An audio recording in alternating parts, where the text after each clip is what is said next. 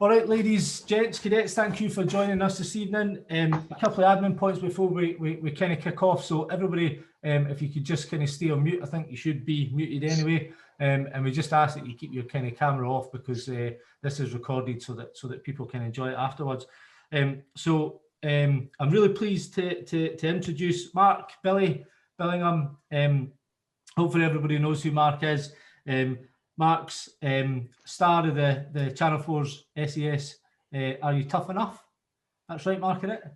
Tough enough. Who Dares Wins. SAS Who Dares Wins. Wrong one. And also a kind of accomplished author. This is Mark's first book, The Hard Way, which is a bit of a biography of your life. Yeah. So it's, we just call you Billy then, do we?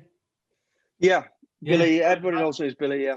Good. Happy days. So, interesting kind of fact here. So, Mark or Billy actually came and spoke to the cadets in Glasgow at the start of lockdown last year. So I was introduced by Billy with a sort of fellow ACF officer, Lieutenant Bogue.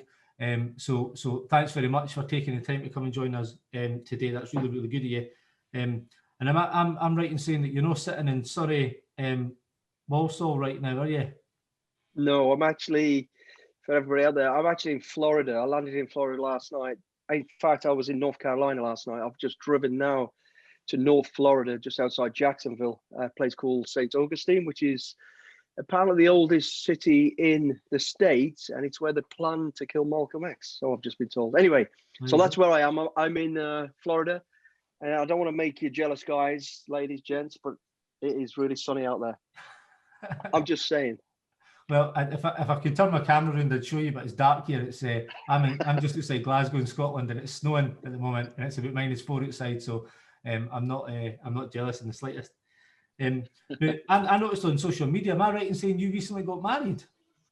Yeah, I got married. Well, it's actually just over a year ago. I got married out here. I've been with my wife now for 10 years, but we finally tied the knot last year. I met her out in Haiti in 2010 after the devastation earthquake that killed nearly 300,000 people. Wow. Kind of a crazy place, but a good ending, I guess. Yeah. For me anyway. So how did you end up out there then? Which I might allude to as we go through sort of the live stories or unravel. I ended up owning a security company, or part ownership in a security company. And one of the things about working in the security industry was learning about charity and having a big heart and realizing, wherever you're working around the world, you've got to remember your guests there. You don't own that place, and you've got to sort of give something back to the people. And that's what we were doing at the time in Iraq. And whilst I was in Iraq, the earthquake happened in Haiti, which was news flash all over the screens. And over a period of days, we kind of looked into it and thought, you know what, let's go out there and do something for the people. So long story short, I went out there to donate and build an hospital from porta cabins, which is what they needed. And that donation was going to cost us £250,000. And it's not about the money, it's about what it could actually do. They needed an hospital because when the earthquake happened, for any of the kids that don't know, the whole of the country was devastated, except for the sort of the higher ground, everything down on the middle ground, and the lower ground was absolutely destroyed, smashed. They had no hospitals, they had nothing. So I went out there to, as part, represent my company for no other reason than just to help. We didn't want anything from it, and that was the reason. And we went out there, it was horrendous. It was unbelievable, the chaos. And there was a number of sort of agents, mainly from America, because America was literally an hour and a half away, on the ground as well. In fact, Sean Penn was out there with his organization. John Travolta was out there with his organization. Everybody's out there, and we bumped into all these people. I ended up going out there to donate this hospital and ended up staying out there. And not only did I end up doing the hospital, I ended up donating to school, building offices, and I'd never built anything but Lego in my life, but I found my way around it. And then I bumped into a crazy American chick who I ended up marrying. Wow. So she was out there as a relief worker, and we've actually now still got a charity out there and a business which is a turnkey to solution of ending poverty, where I take kids, I literally work on getting kids off the streets who've got nothing into education, through an education program, into job training, and then my wife gives them a job at the end of it.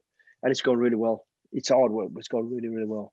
So that's our connection of how we met and why we're still involved today. And in fact, that's why we're back in Florida right now. My wife's gone back over to Haiti next week to see how the kids and schools and the work is all going. All right, that's really good. Okay, well, we'll talk about that in a bit then. So I thought we'd probably kick off with kind of going right back to the beginning, and let's have a chat about a young Mark. I'm assuming you were in the Billy then, but a young Mark. So you grew up outside Birmingham, is that right? A place called Walsall? I did, yeah. I did. I was born into a family of 5. I was the middle child. We came from a very poor family, like many of the kids in the cadets. My area was very poor. And at the age of 9, I was starting to already go rogue. I'd been in trouble for fighting, stealing hats, anybody who's read the book or knows. And I was kind of that little kid that nobody wanted to hang around with. You know, one of those where everybody will have heard the saying of, oh, he got in with the wrong crowd. But the truth is I was the wrong crowd. And I knew it. I was causing trouble, wanted to make a name for myself, blah, blah, blah, all this sort of stuff. And by the age of 11, I was already being in court for ABH, GBH. I was going rogue. And this is where, and the reason I'm telling you this is because this is where my life started to get back on track. Although I went on and off of track throughout my journey. At the age of 11, I joined the Cadets. Just before that, I joined a boxing club. That gave me discipline, believe it or not. And a guy took me to one side and he taught me all about boxing. And what he said to me was this. He said, boxing is not a sport of brutality. It's a poor man's game of chess. It's about thinking. It's about anticipation. It's about understanding what your moves are and what to do to win it. In this term, a fight, you know, a competition. And he also said to me, and this is very, very true, he said, listen, it's always about going always a little further beyond that post that you never thought you could reach. And that mantra has stayed with me all my life.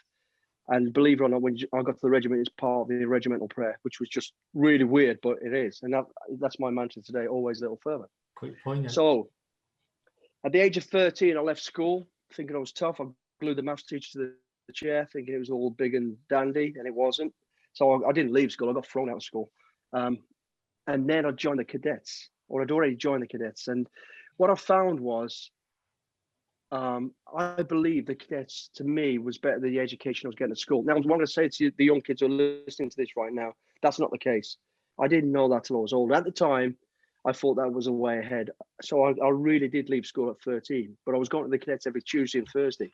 Because the reason I was saying this was because what I was doing in the Cadets was learning how to read a map, how to fire a weapon, how to save someone's life, doing first aid, how to do signals. And all that I was doing, I could see, and it was making sense to me. I could see where in life this was going to help me. What I couldn't understand was at school, learning about in maths and in English, you know, crossing the T's and dotting the I's. And it didn't make any sense to me. I didn't see where this was going to go with me. Yeah. Now, looking back, I was wrong. At the time, I felt that was the right thing. So I gravitated towards, my schooling was the Cadets. And the Cadets then set me up as I went along to a career which I knew I wanted to be in. I wanted to be in the Army. I enjoyed the discipline, I enjoyed the learning, I enjoyed the camaraderie. And the Cadets is very, very, very similar to life in the military. And I'll be very honest with all you kids listening now, I'd already chose that's where I was going to go. And I'd mapped out, if I don't get in the parachute regiment, I'm going to go to the Guards. If I don't go to the Guards, I'm going to go in the Navy. If I don't go in the Navy, I'm going to the Merchant Navy. I had to be in a disciplined world. And it was all about, like it is today, it was about your medical status, your education to pass the test to get into the military. So I knew that's where I wanted to go. I wanted to be in a disciplined world. And the other thing I found, which was great about the Cadets, was adults like yourself, Chris, my instructors at the time were brilliant. They talked to me like a man. I was a young kid who thought he was big and tough. They put me in the right place. And it was kind of not bullying, but it was brutal sort of, you know, you get this, you get wrong, you punish for it. You'll do press ups, you'll do sit ups, you'll do whatever you have to do. And I gravitated towards, and it made sense to me. Whereas today, everyone's too scared to talk to anybody.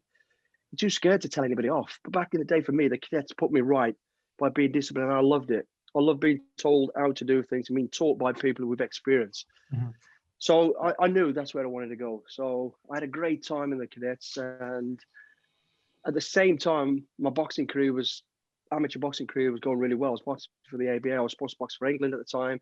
I was boxing in the ABAs, and I was going through to the semi-finals. But I was about 15 years old, and I remember it was over the weekend. I was supposed to box in the ABAs, Maybe and it was also the Amateur Boxing Association. Amateur Boxing Association, yeah, right, okay. the Amateur Boxing, yeah. And it was the same time I had to take my sergeant's exam for the Marines cadets, right. and that was up in Liverpool. And I really sat down. I was caught in this dilemma of what do I really want to do, and I just knew in my heart, the military, the cadets is my life. It's where I want to go, and it was the right choice for sure. So I didn't follow on with the ABAs. I dropped out, which upset obviously my boxing club and everybody else. But I just knew, and I went and did my cadet science exam, and I loved it. And was I part went of on that from there. the fact that I mean, did you enjoy it? And obviously, you enjoyed the kind of cadets. I take it, but did you get a degree of satisfaction because you were good at it? Like, did you find were you kind of better than your peers when you were a young cadet? Is that? I was, but to be honest, I never really saw it so much as a competition of wanting to be promoted. It was a natural progress, as it is in the military. You know, you'll always get somebody who wants to climb the ladder, but most people in the military, you'll ride the boat at your level, and so you just gravitate to being good at something. You know, I was good at it, and I ended up actually as one of the first sergeant majors of the cadets, and I just loved it. I loved the authority. I loved teaching, and it gave me all that confidence and all that sort of grounding just for normal life anyway. And it also taught me discipline. You know, it taught me to respect your elders, respect authority. You might not agree with it all, but respect it. There's a reason behind it all, and it taught me that. You know. Did that keep you in a straight and narrow then? You mentioned you were a bit of a wayward youngster. It kind of did. Not. It did, yes. It took me at the age of 15. I ended up in a fight. I got stabbed. I nearly died, that was a real turning point in my life where I knew I have got to get into the military. Otherwise, I'm going to end up in a bad place or, you know, probably dead. So it was at a time at 15. I'd already applied to go into the army as a junior leader at 16, which it was. And I don't know if it still is today. I hope it is. And I got into this trouble. I got into this fight, and I ended up nearly getting killed. And luckily, I didn't die. And I remember lying there thinking, I have to get into the military, and I did. But what happened was, at the same time, I ended up working in a factory, which was illegal. At 15, I had an injury. Right. Now that stopped me from getting in as a junior leader because I had burns to my legs. And do you want to tell us a bit about that? Because if I think I've heard this. Yeah. So you were working in a chrome factory. Is that right? I was electroplating. It was electroplating for the young kids out there. It's basically, if you ever see shiny metal like crates that you put bread into, or shiny bolts and that sort of stuff, that was what the place was. It took all that stuff, raw material, put it into acid, burnt all the rust and dirt off it, and then it came out the other end shiny through a process. And one of the things you do is caustic soda and sulfuric acid, which are very, very dangerous. So I ended up working in this factory at the age of 15, night shift. I was earning £80 a night, totally illegal, of course. And one particular night while I was working sort of midnight shift, I made a mistake and some of the work fell off into the acid and the caustic soda that I was working with. So I got up to try and fix it, and ended up, long story short, I fell in it. By the grace of God, I don't know how. I only went in sort of just below my knees, and with the pain and what was happening, I backflipped out of the vat. The vat's 6 foot deep. If I'd gone into it, you wouldn't be talking to me now, that's for sure. And anyway, so I backflipped out. Somebody grabbed me, ran me to the taps, turned the taps on, and all the skin just basically dropped off the bottom of my legs. They took me to a hospital. And on the way down to the hospital, the guy taking me says, look, you've got to lie to these people and to say that you broke into the factory. Because if you don't, we're all going to lose our jobs because you're 15 years old. You shouldn't be working, so that's what I did. And the police came. I did, for whatever reason, I don't know to this day why not. I didn't get any criminal record. They didn't follow up. I think they knew probably. They just wanted to turn a blind eye to a degree. But I had holes right the way through the bottoms of my feet. So now I couldn't get in, and I was coming up to almost 16. I had to go to Wolverhampton careers office for my interview and medical, and they were like, nah, no chance. You're too badly injured. Right. So over that period of a year, I had to go to Wolverhampton careers every 2 weeks and get examined again, look at how I was getting on, and I was starting to recover. So they were going to let me go in. It's just after 17 as an adult. And then what happened was, what I didn't tell them again, which I've never really spoke about, I broke my femur. The femur is the biggest bone in your body. It was my right leg. I broke and I never told them about it because I was a kid when it happened. And then they found out. And obviously because I wanted to go in the parachute regiment, they went, well, parachute, you now have to see a specialist. So that delayed me a little bit more. And I ended up having to go to Woolwich Arsenal, which is where the artillery used to be. I don't know if they're still there, down in London. And I had to go and see a specialist to check my leg was fine. Everything was fine. And eventually I joined the parachute regiment after that. And I had to put weight on as well because I was a little bit light from boxing. Right. So it was a cry. So that was that 17 then? 17. Yeah. So I joined. You still in the cadets right up to 17? Did you keep? Yeah, I was 16. Yeah. I stayed with the cadets as a young adult, if you like, as a sergeant major, and you know, we used to do our annual sort of battle camps at a place called Chasewater in the West Midlands, where they do soldiering, boating, all that sort of thing. It was amazing. It was a real great time, and I really, you know, I learned so much from it. And what I will tell you now, for the young kids who are probably leaving the cadets and going into the military, what I learned in the cadets helped me fly through training. The only thing I had to do was keep my mental state and want it, and two, keep my fitness going. Everything else, all the skills you learn in the cadets, you know, the sort of camp and battle routines, exactly the same in the parachute regiment. It's just a little bit longer and different, if you can understand. There are a few little variations because of technical equipment. A little bit more shouting, a bit longer, let's just say. So yeah, but it really did. You know, everything I was doing in the parachute regiment as a young paratrooper, I'd already done. And young kids from all over the globe, all over the country, it was all new to them. So they were struggling a little bit. So I kind of had an advantage, if I'm honest. The disadvantage I had was I turned up and I was the second skinniest guy there and youngest. And there was grown men. I remember looking along the line and I was 8 stone something. And the only kid that was as light or lighter than me was a guy called Brian McFadden, a Scottish lad. He was fit as a butcher's dog, but he'd already been in 15 para. So he was a little bit older. Is that the reserve? As skinny. That's the reserve unit? Yeah, that's right, yeah. I think they're still going. Great bunch of guys. And he'd already been in there. But I remember looking down the line, over their name, everybody was massive, had tattoos, moustaches, hairy chest. And it was the first time I'd really heard a Scottish accent. I'd never been out of Walsall. And it was a deep accent. These two big guys, they were 25. And they became very good friends. And both of them went on to join the SAS later on, and both went to B Squad, the same as me. So we had this amazing journey. And I remember looking down the line thinking, geez, I'm never going to compete with these lot. I've got no chance. And there was 70 of us that joined the parachute regiment at the time, 70. And I looked down the line and I was kind of almost trying to keep myself in the game in my mind, but thinking, I'm out of my league. Like everybody does, you look around when you're challenging people, even when you play football, you look at their centre forwards, you think, oh, he's 6'6", he's going to be great. But until you get going, it takes a while for your confidence to grow. And mine started to grow literally every single day. And a lot of it was from what I had from the cadets. Yeah, I was going to say that. You'd have a relevant amount of confidence with even just simple things, I suppose, like drill and like you would have been taking drill as a young cadet. So having the ability just to, the pressure's off. You didn't need to worry about mastering left turn at the halt because you know it. So exactly. And you know, putting a set of webbing together, a set of webbing, how to carry a rifle, how to strip a rifle down, you know. So all those basic stuff that we've done, how to put up a basher, do you know what I mean? How to pack a burger. To some people had never done it. It was a drama. To me, I could concentrate on the stuff that I knew I was going to be weak at. And one of the things that I really had to concentrate on was mindset and keep saying to myself, I can do this. I'm not gonna give in, you know. There's what to be said for a positive mental attitude, isn't there? Yeah, absolutely. And again, that came from the cadets. That was driven into me from the cadets. My instructors telling me, you know, you do a BFT or whatever you're doing or an assault, and I'll be like, I can't do this. They'd be like, right on your ass, screaming at you, going, you can do it, and you're going to do it. And you can.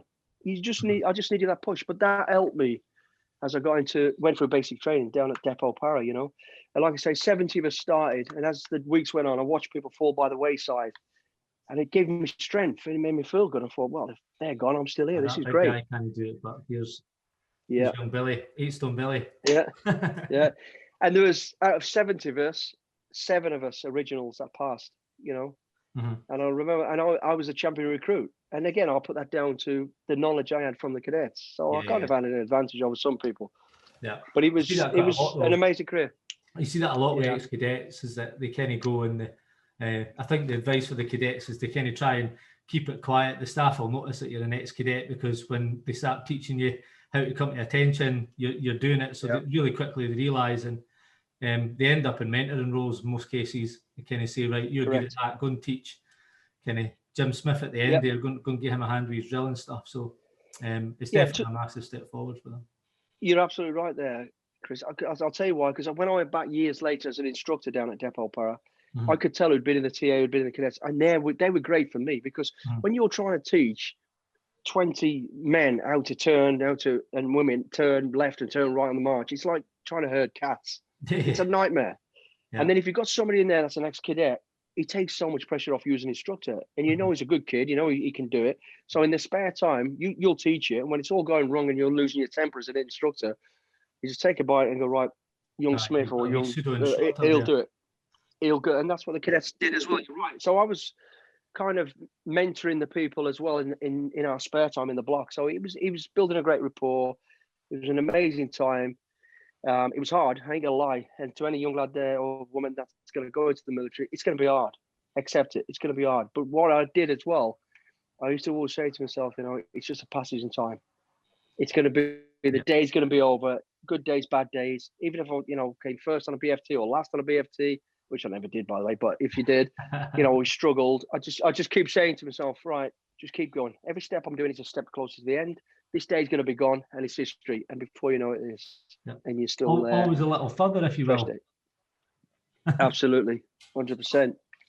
So yeah, you left, that was Depot done with. Sorry, I was going to say, so you left once you finished at Depot, then you went and joined, did you say 3 Para? Is that where you went to?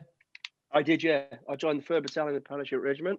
Finest bunch of men ever in the world, except for the Scots Guards for some people. I was going to mention that. You're wearing a Scots Guards t-shirt there. Do you want to tell us about that?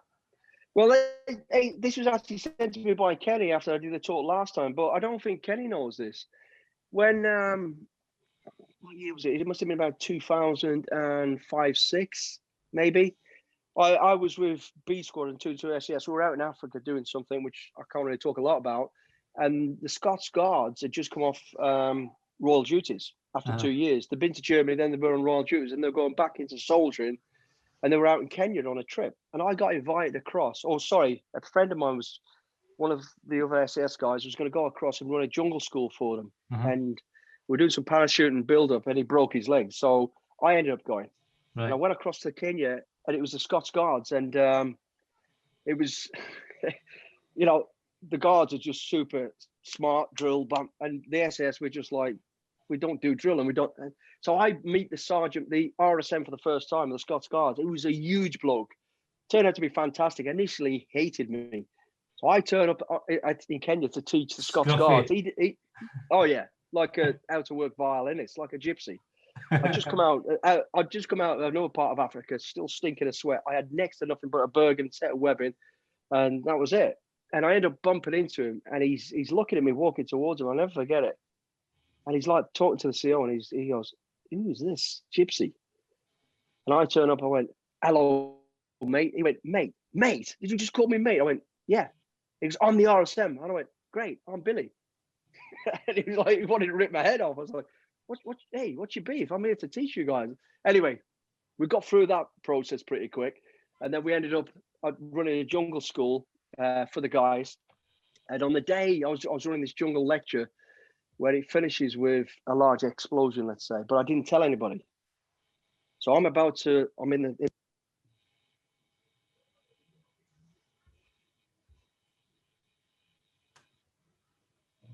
Oh, you've went a bit quiet. I don't know if that's just for me. I can't hear you now. No, I've lost sound as well. Oh, I've lost your sound.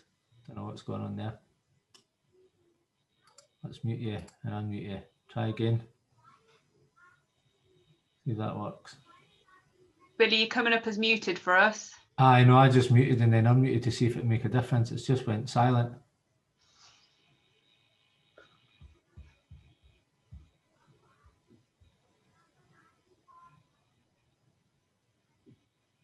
Maybe somebody's just said, have the AirPods run out of battery? That's what I was just going to suggest. It might be your AirPods. Yeah, are you there? Yeah, I hear you now. Oh, yeah, that's you. Hang on, let me just take these AirPods off. That's maybe what's happened. Are you there? Yep, hear you fine, yep. You hear me? Yeah. Okay. I was really excited there. I was waiting for this big explosion, and then You just went on mute. So anyway, so I'm about to finish this part of the lecture with an explosion, just to wake everybody up and say, you know, it's all about surprise. And then who turns up is the RSM and the CO, and they stand at the back of the classroom right next to the tree that's got the explosion on. And I'm thinking, shit, do I do this or not do this? And I thought, fuck it, I'm going to do it. Sorry about swearing, sorry. But so I'm stood there and I went, guys, if at the end of the day everything goes wrong, remember the 3 words, SAS, speed, aggression, surprise. And as I said surprise, I set off the explosion. And the RSM and the CO come flying through the classroom onto the floor. The students diving on the floor, and then it just ends up in one big laugh, except for the RSM who jumps up and goes, get in my office, I want to see you when you get back to camp. So I'll go back and we end up having a few beers, sorting it all out, and I got on really well. And sorry, going back to the story, and then the Scots Guards came back to London, and I got invited down for a few beers with them. I met all the guys, became real good friends with everybody there, and they made me an honourable member of the Scots Guards. So well, there you go. Brilliant. You know, I ended up having my own room in Wellington Barracks, 2-2, room 2-2.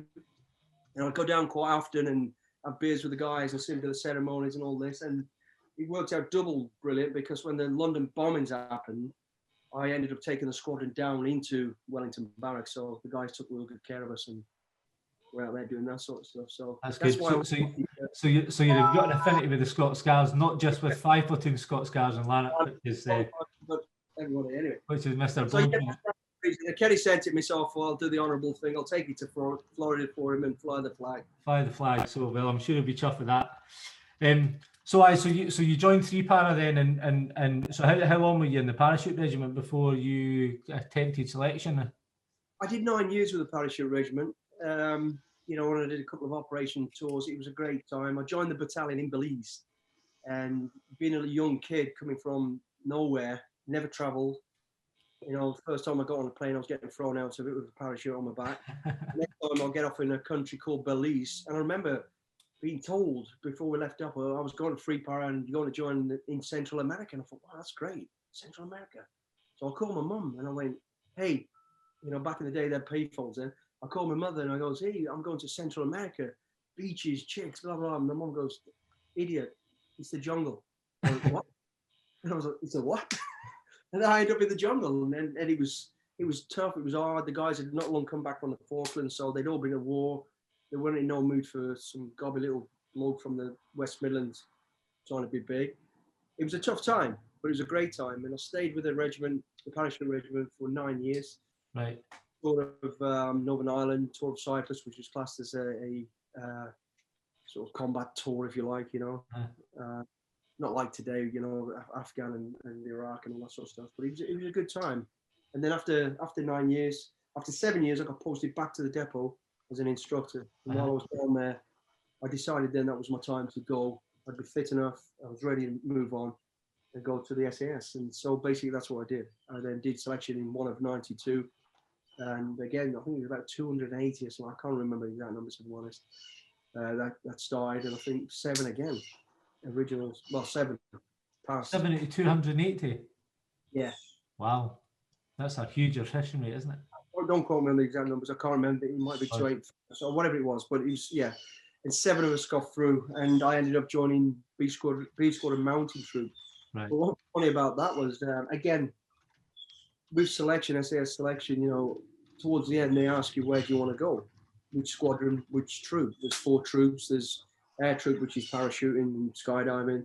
There's boat troop. Right up your street is a paratrooper. Exactly. So that's what I was going to say. And then you got boat troop, which is above the water, below the water. You know, the diving in the boats. Then you got mobility troop, which is everything on vehicles across the desert normally. And then you had mountain troop, which is hanging off freezing cold mountains by your fingers in the dark of night and all that sort of stuff. And I thought, never climbed in my life. I've done a lot of parachute. I'll go to air troop, D Squadron, because I had a lot of friends in D Squadron. So right at the very end, they give you a bearing. All right, welcome to the regiment. Now you go to B Squadron, Mountain Troop. And I went, what?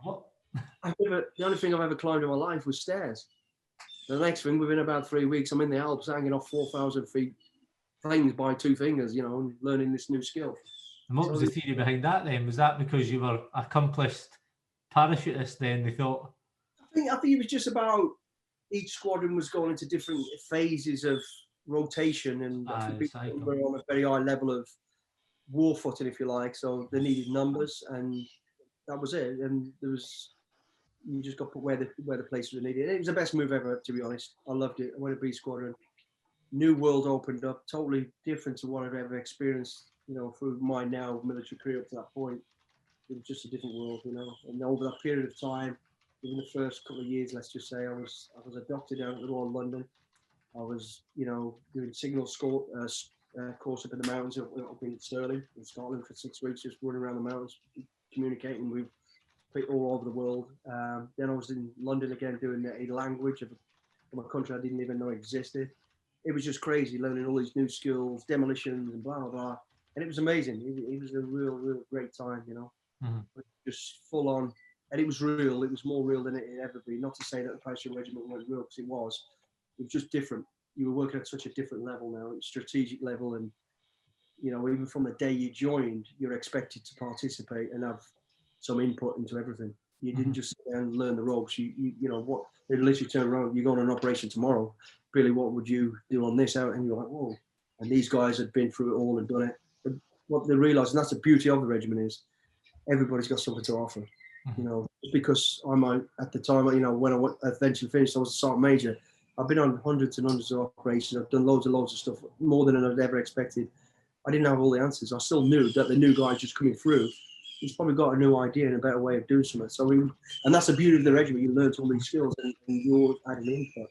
It's that theory of the kind of, I suppose, the brain power of 8 men is better than the brain power of 1, isn't it? And not every one person has the answer to it. Yeah, and I think what you wanted to touch at the end is about leadership. I mean, that's what leadership really is. It's about teamwork. You can't be a leader if you haven't got a team. You're an individual if you haven't got, and you know, to be a good leader is to utilize what you have around you. That is your people, your team. Give them the tools they need to do their part of whatever you're going to do, and trust them to do it. Don't micromanage. Let them get on with it. Oversee it to keep it on track, but let them do it. Let your team do that. You put the final piece of the jigsaw together, which is the decision making. And whereas a leader, again, and again, we can cover that, you be prepared to take it on the chin when it goes wrong, and be prepared to share the glory when it goes right. When it goes right, yeah. It all goes right generally. So yeah, so I had now, you know, I joined the SAS in 1999, and I basically officially left in 2015. I always say I did 27 years in the military. I actually did about 34 or something, because the last sort of 5 years of regiment I was part-time, you know, so I didn't really do anything operationally. I literally just went in camp now and again, help on bits and pieces, but that was it. But I had an amazing career, everything from, you know, hostage release to indicting people for war crimes, over and over. It was brilliant. It was in terms of military career that you wanted. I was literally on a war footing from joining the regiment to when I left. You know, we had Bosnia, Kosovo, Macedonia, Africa. We had all the Middle East, Afghanistan, and places that I can't even talk about. So it was just there to be tested and what it was all about. That's what, you know, what I've learned is glorifying war. That's kind of the reason why people join that regiment, though, isn't it? Because they've kind of want to be that professional soldier, and they want to use those skills and perform at that kind of real high level. So yeah, and you realise, you know, you grow mature very, very quickly when you become a soldier. You realise, you know, war's not good. War's not good for anything. You know, it's about doing a great job and doing the good things. You know, when I get asked crazy questions about how many people do you kill, and it's one of the stupidest questions you can ask any soldier. The question you should ask any soldier: how many lives did you save? Because I'll tell you what, save, yeah, exactly. Thousands, directly or indirectly, a soldier does, and that's what they do. They go out there, male and female, of course, and they do amazing jobs. And it's, you realise how small the world is, how brilliant the world is, and how much suffering there is. And as a soldier, you're there to stop all that suffering, make the world a better place, and get chances to do that in every regiment, not just the SAS. You know, we were just fortunate to be fortunate or unfortunate, I guess you can say, because a lot of people didn't grow older than me. I lost a lot of people. But, you know, you get an opportunity to do some amazing things, and it's great. There's no so 34 years in the army. That's quite a long service, isn't it? And what age were you when you left the army? Then you would have been I was 40s, late 40, 40s. 45, 6. Right. Yeah. And what did you go on to do after that then? After I finished with the SAS, I was headhunted the last couple of years. I was kind of looking for. I finished off after being with doing all the Sabre Squadron and all the operational stuff. Ended up as the RSM out at the Jungle School, running the International Jungle School in Belize. In Brunei. And over that period of time, I was then looking. You know, that was when I'd done 27 plus years then. Then I was going to be posted back down to the TA as an RSM down at TA, which I thought would be all right. But I was starting to feel I needed a new lease of life. Challenge, yeah, a new challenges, different direction now. And I was being asked to do security work. So I started to do a bit of security work sort of in between on my leave, if you like. And I ended up looking after celebrities, bodyguarding basically, do some bodyguarding stuff. And kind of fell into that world, which is weird because when I finally left, I went from, as you do in the SAS, you spend half your military career trying to get in the SAS, and the rest of your life denying it, and which is bizarre. And then all of a sudden I left this sort of cloak and dagger world of no one knows what you do supposedly and all the rest of it, to I was then all of a sudden I was on every TV and every magazine because the job I took was so high profile. I ended up bodyguarding celebrities. And you cannot but help but be on. No, you can't. You're in the background, I suppose, but you're still there, eh? Yeah, well, you can't really be in the background when the level I was working at because you've got to be ready to react and do stuff and yeah. It is. But I had that choice and I thought, well, I need a job. It's not particularly what I want to do. I didn't want to go into that. It was a real weird transition, going from hiding away to now having to be sort of an high profile and. Took some getting used to. It was really weird. And your skill set, though, I suppose, wouldn't it? Yeah, but all the skills I've learned from the military just transitioned into the civilian world. You just take away all the aggressive hostilities of what we did in the past, what you had to deal with. How does this translate to working with celebrities now? And it's more about the only shooting really being done is a camera. Generally, you don't. Hopefully. Pop around, getting out of the ways of cameras and stuff, and you're protecting an image, somebody's image, your client normally.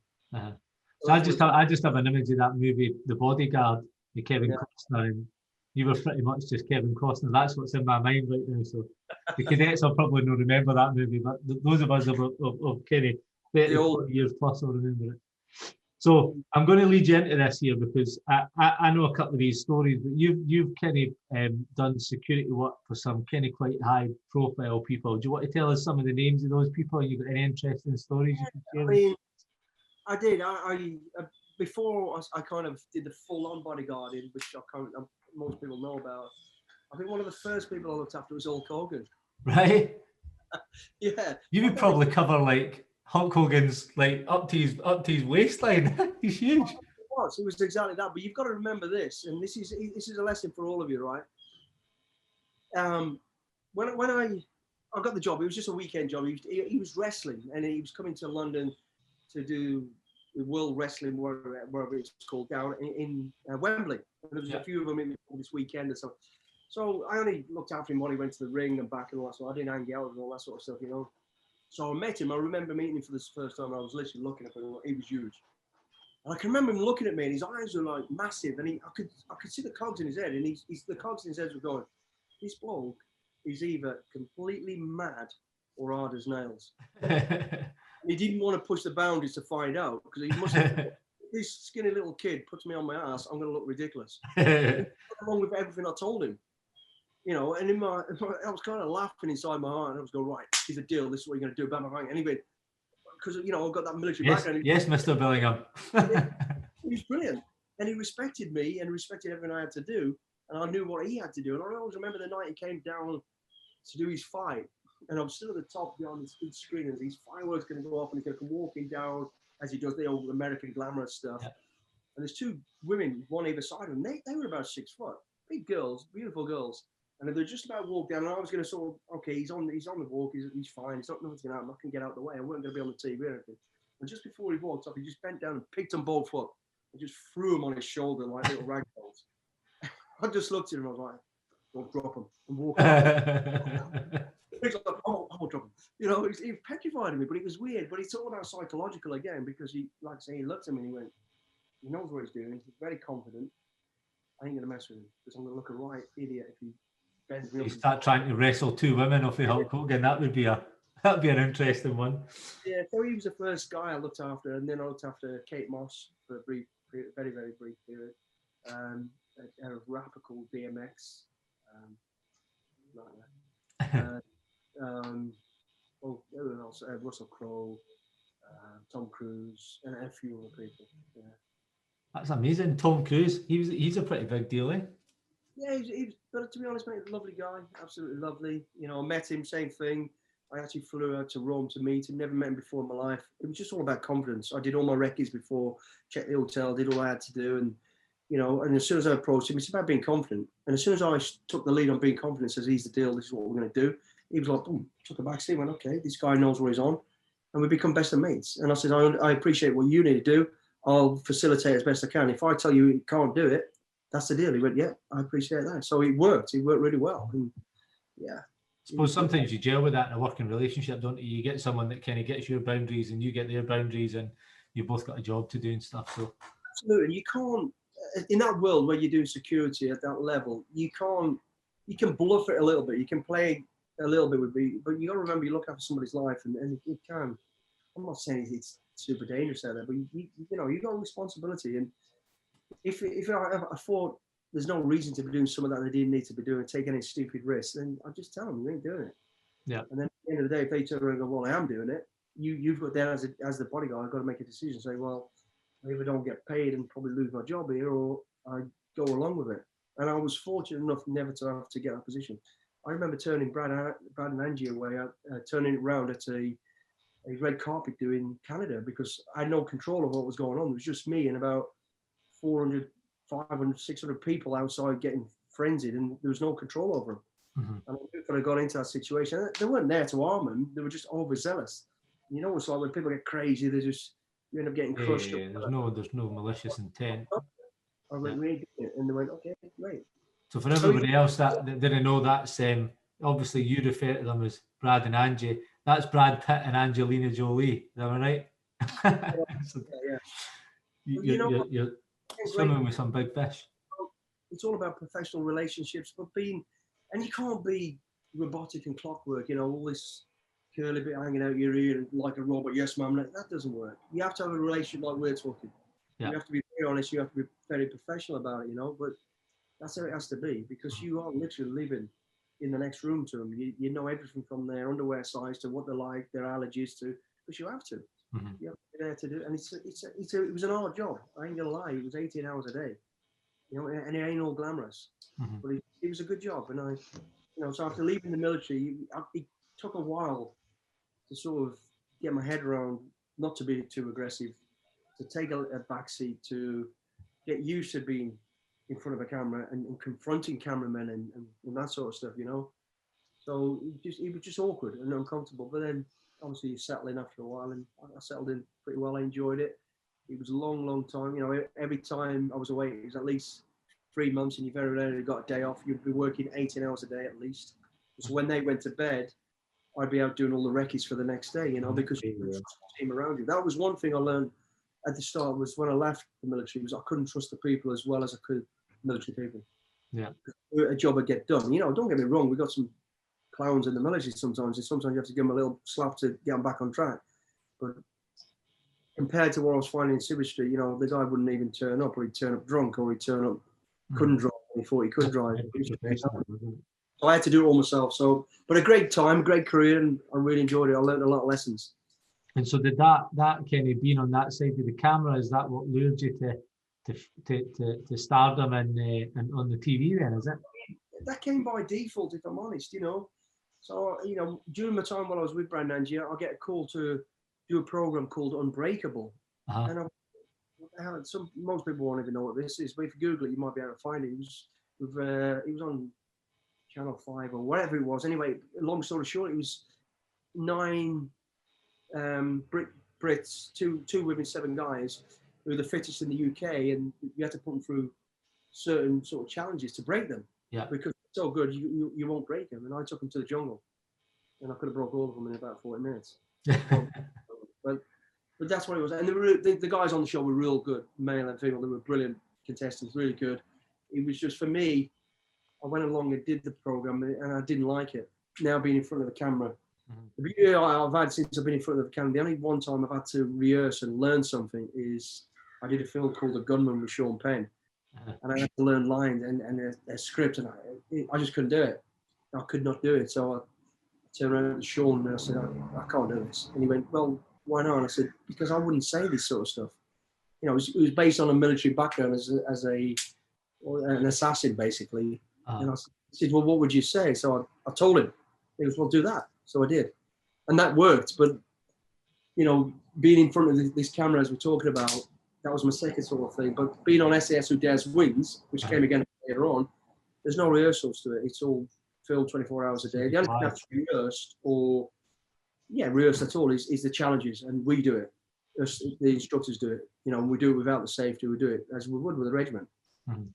There are some dangerous stunts, but not stunts, but tests. You know, the massive abseils, the forward abseils, the whatever it may be, the break and falls. It's all stuff that we've done, and that's the only thing in terms of being in front of the camera, talking and teaching and whatever. There's no rehearsals to any of that.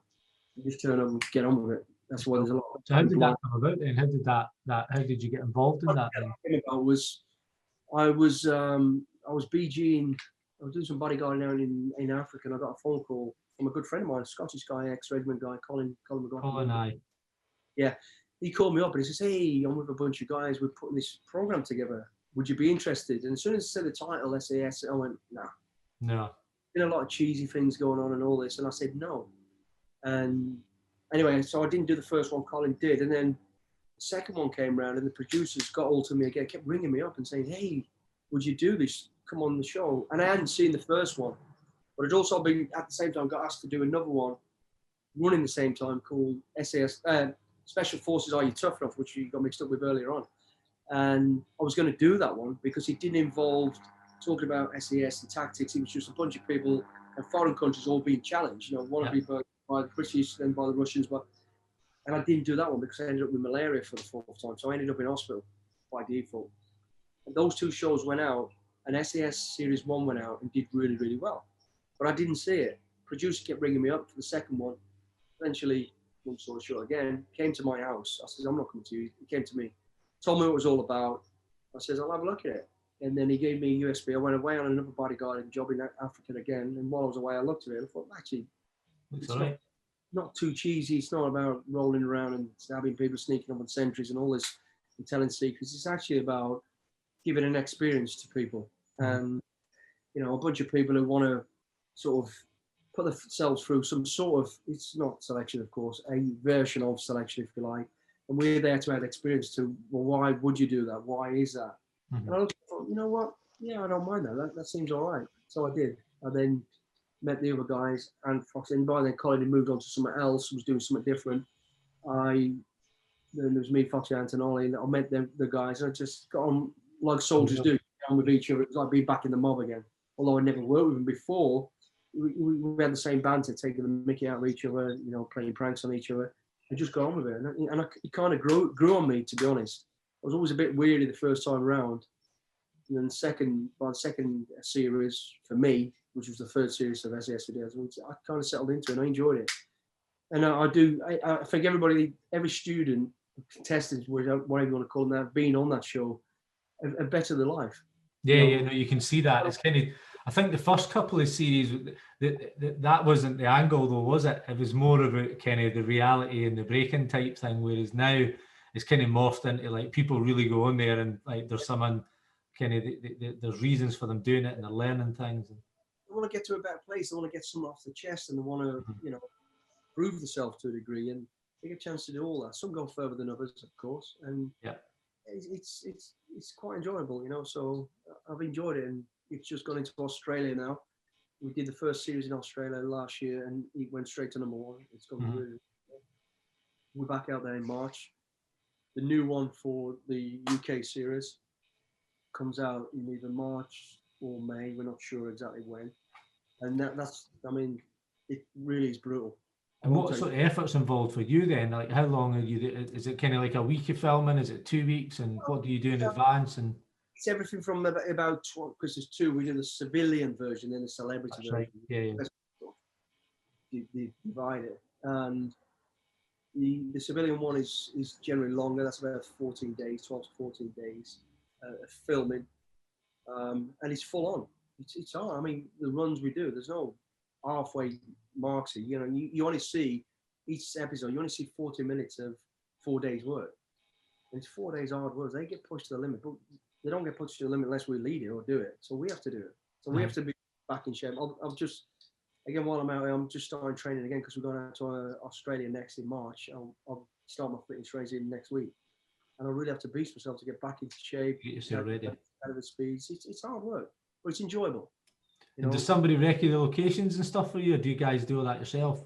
No, they get done now. We have on set sort of people that find the locations, and they'll send us shots and say they know what we're looking for. We're even looking for the snow, the mountain, the desert. So they'll have an idea. They'll have our input. We'll tell them what we need, and they'll send us pictures of locations around the world and go, okay, that's great. Or we might recommend because we've been out there training or been there before with the military. So, you know, Morocco's a good place. You've got everything there for the desert.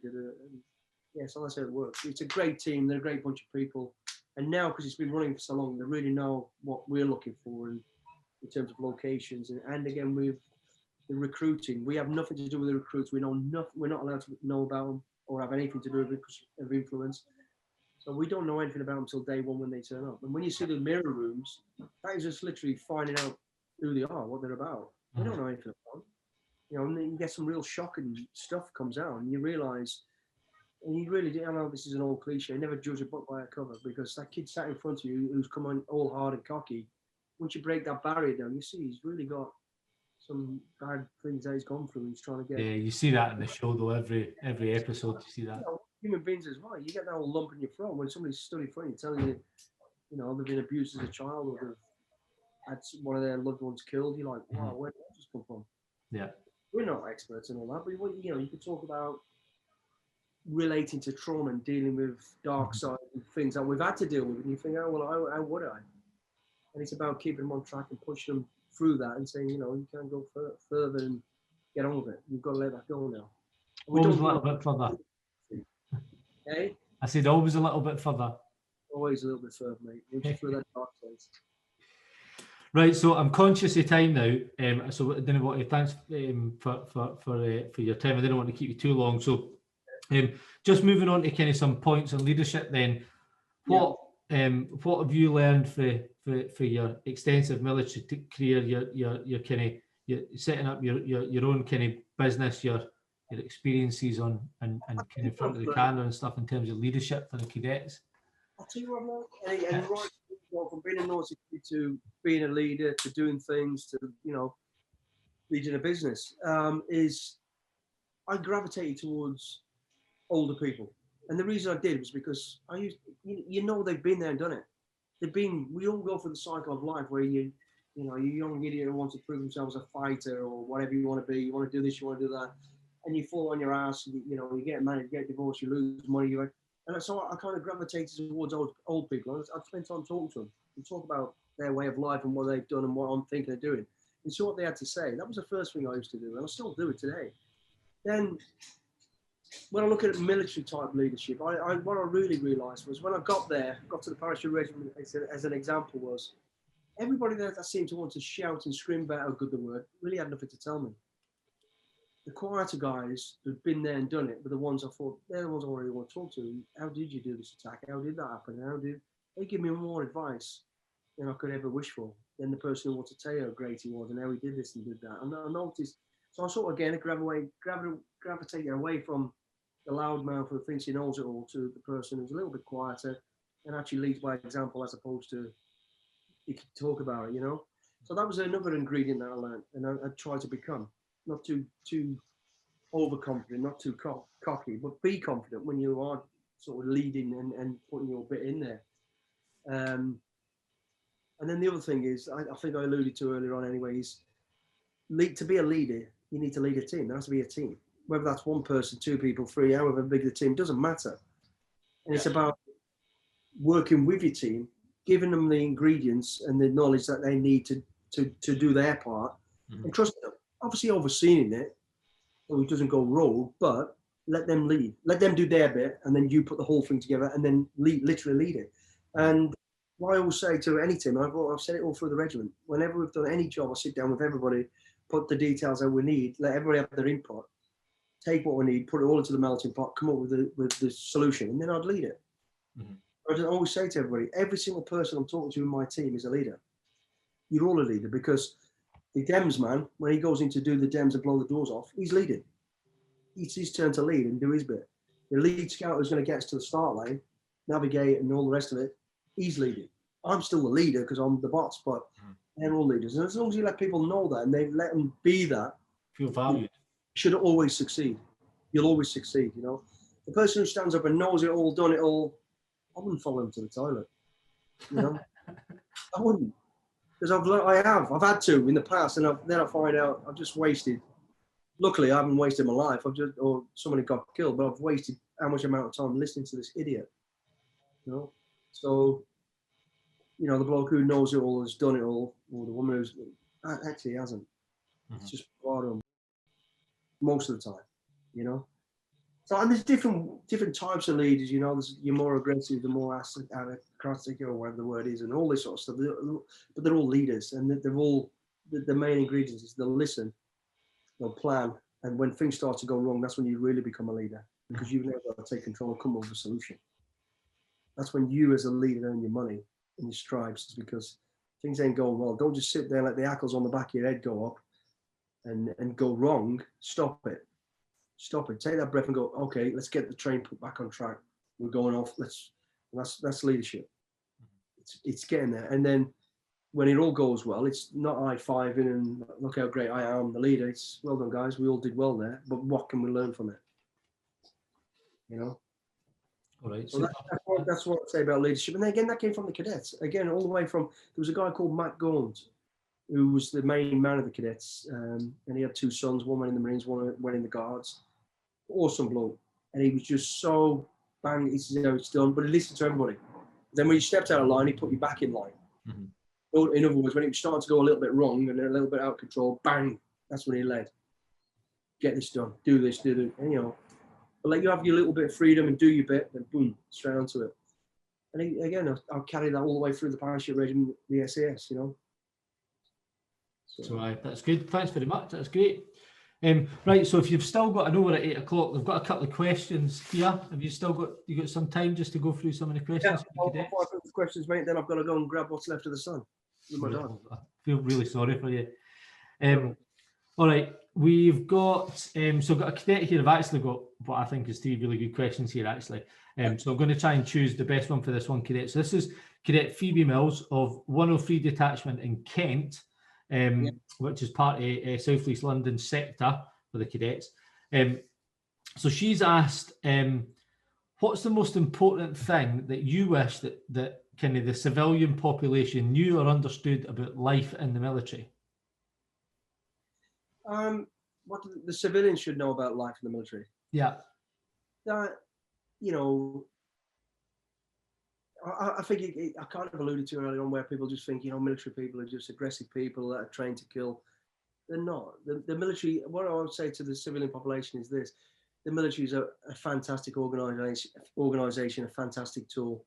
And I'm a big believer of national service. Now, I'm sure a lot of people are out there now going, "Oh, no." And the reason I say that is because the military is not all about aggression and war fighting. The military is about fine-tuning every skill it takes to get a job done. And, you know, engineers who fix roads, they don't have to be war fighters. Signalers, you know, best communications in the world. So the military, to the people that don't realise, it's not about aggression and going to war and killing people. It's about making the world a better place and being able to get a job done with the minimum of supervision and minimum of equipment in most places around the world. But the skill sets throughout the military are phenomenal, absolutely brilliant. You know, being a great medic, being like I say, a cook, be a chef, be a cook. Some people will laugh at that. You know, you can be a policeman, you can be a whatever. Not everyone's infantry and war fighters. So I think most people's perspective when you talk about military, you think about infantry and warfighters. It's not. It's a massive array. It's a massive, a brilliant sort of organisation that do great things, and it's a great life for young kids, young people to become young men and young women. It's fantastic, and it does. It gives. Not everybody comes out of the army as a great person. You know, we have a few issues, but not as many as we have anywhere else. Most people are disciplined and respectful, and have got a bit of drive about them. Yeah. You know, so that's what section of society, isn't it? Like everywhere else. All right, thanks for that. Got another one here from Cadet Sergeant Alfie Day from Grey's Detachment in Essex. He said his question. He's obviously researched you a bit here. He said, "Who or what inspires you to go that little bit further?" My dog and my wife. Your dog and your wife. I saw your dog earlier. Yeah, I mean, it's just. I look at life as a passage in time, and you know, you've got to motivate yourself and get up and do something. And most things you want to do and want to achieve ain't going to be easy. You've got to accept it's going to be hard. So what motivates me is I want to keep young and fit for my wife. I want to be able to get out with my dog and do things. And if it means getting up first thing in the morning, going out for a run to keep on top of my game, that's what I do. And what I always say to myself is this: there's going to come a time when I can't run up a hill. I can't walk up a hill. It's going to come. It comes to everybody in age. So while I can, I'll do it.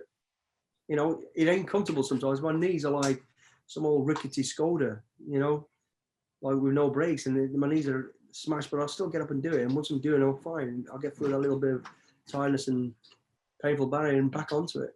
So plenty of time to sit on the couch, isn't there? Yeah, exactly. So get out and do it. Make the most of time, because time goes quickly. Indeed. Right, we'll go for one more. And this is this cadet actually. So we did a session last month with Leveson Wood. Don't know if you know Leveson. He was in 3-par as well. And Leveson chose this cadet as his winner. So he had a really good question, but he's got another really good one now. So I think I'm going to read it. So he said, "Who Dares Wins is an inspired motto and title for the TV show. What would you name a TV show that you would produce, and what would be the challenge?"